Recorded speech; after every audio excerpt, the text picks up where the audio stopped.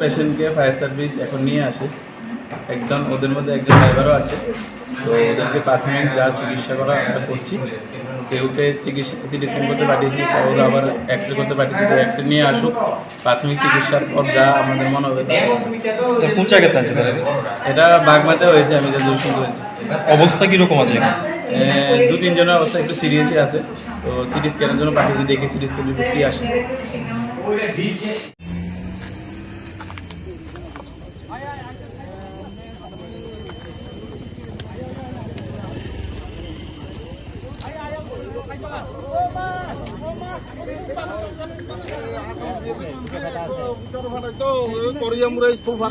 বিশাল ধরনের অ্যাক্সিডেন্ট।